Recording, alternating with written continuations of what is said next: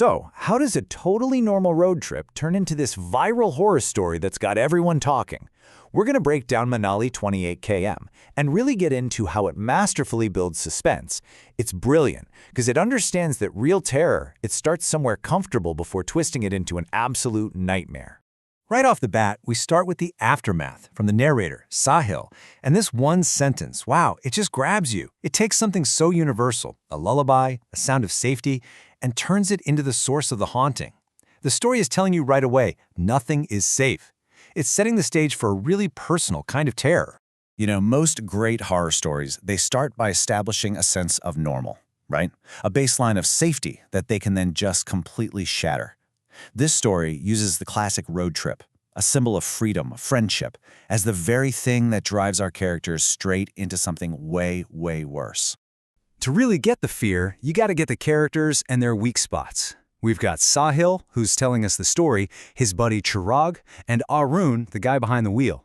But the emotional heart of this group is Samay.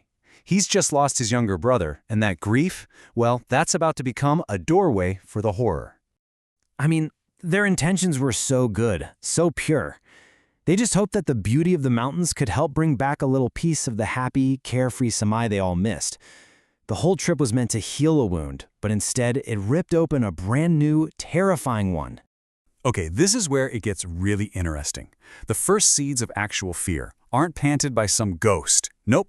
It's just a simple, casual warning from a local. This is that first turning point, where the ordinary world just starts to fray at the edges. So they're at their hotel, and the receptionist just casually drops this piece of advice.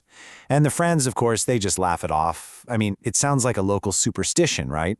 A story you tell tourists. They have no idea that this little warning is the most important thing they're going to hear on this entire trip. And here is a crucial detail they just completely miss. A detail that is practically screaming danger. What's in a name? In this case, literally everything. The very name of their destination, Rotang, translates to a pile of corpses. The history of death is baked right into the land itself, a fact that is about to become terrifyingly real. And now we enter the heart of the nightmare. They've ignored the warning, and they find themselves on this dark mountain road where reality itself just starts to fall apart. This is where the story builds this incredible sense of disorientation and supernatural dread. They're driving slow, super cautious, maybe 30 kilometers an hour, through this fog that just eats their headlights. And then a milestone pops out of the mist. Manali 28km. But see, the stone itself isn't the weird part. What's truly terrifying is what each of them sees standing right next to it. This just perfectly captures the supernatural confusion. They're all looking at the exact same spot at the exact same time, but their realities are totally different. Sahil sees a man, Chirag sees a little girl, Arun sees a black horse. This isn't just a ghost sighting. The haunting is actively breaking their shared reality, trying to isolate each of them in their own little bubble of horror. And then the horror just cranks up another notch. They drive for 20 more minutes. They think they're making progress, only to see the exact same milestone again, Manali 28km. And then it happens a third time.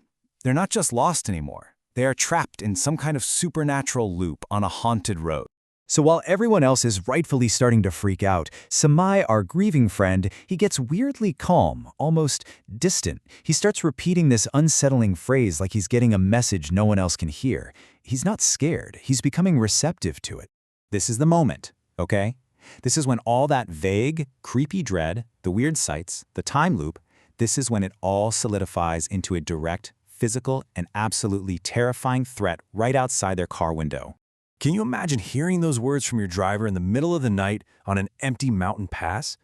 Arun says this with pure terror in his voice, and in that one instant, any bit of composure they had left just shatters. So let's put this into perspective. They're not crawling along anymore. The car is moving at 40 kilometers an hour. That's a pretty good clip, right? But the thing that's outside, it's not even running. And this is what just cements their terror. The sheer physical impossibility of what they're seeing. A teenage boy, his face caked in mud, is just walking right alongside their moving car, effortlessly keeping up. This is the moment they know, without any doubt, they are dealing with something completely unnatural. Right at this peak moment of crisis, Samay does the unthinkable. He opens his window, and he seems completely mesmerized. As Arun finally floors it and the car pulls away, the Phantom Boy stops and waves goodbye. And through the back window, they see Samai, smiling and waving right back. A connection has been made. So they escape the road, but they do not escape the horror, not even close. Back in what should be the safety of their hotel room, the haunting follows them. It shifts from an outside threat to a much more intimate, psychological kind of terror. Sahil gets woken up in the dead of night by this soft singing. He looks over, and what he sees is just bone-chilling. It's Samay sitting in front of a mirror, singing that lullaby, Chanda hai tu, mera suraj hai tu, to his own reflection. The song of comfort is now officially the soundtrack to their nightmare. And it's not just the singing. Look at the physical changes. His eyes are bloodshot red. There are these weird marks on his neck, almost like he's being strangled. And he's got this small, creepy, unnatural smile on his face as he sings in this high, childlike voice. That is not their friend Samai looking back from the mirror anymore. As his terrified friends start slowly backing out of the room, the thing wearing Samai's face turns to them. And with this innocent, childlike tone, it asks this chilling question, echoing what it said in the car about helping someone. And with that, Samai's body just collapses, unconscious. So how does this nightmare finally end? Well, the resolution brings some answers, and it brings a kind of rescue, but it doesn't necessarily bring peace. See, some horrors, they leave a permanent scar. Finally, listening to the receptionist's warning, they take Samai to a local priest. The pundit immediately sees the signs.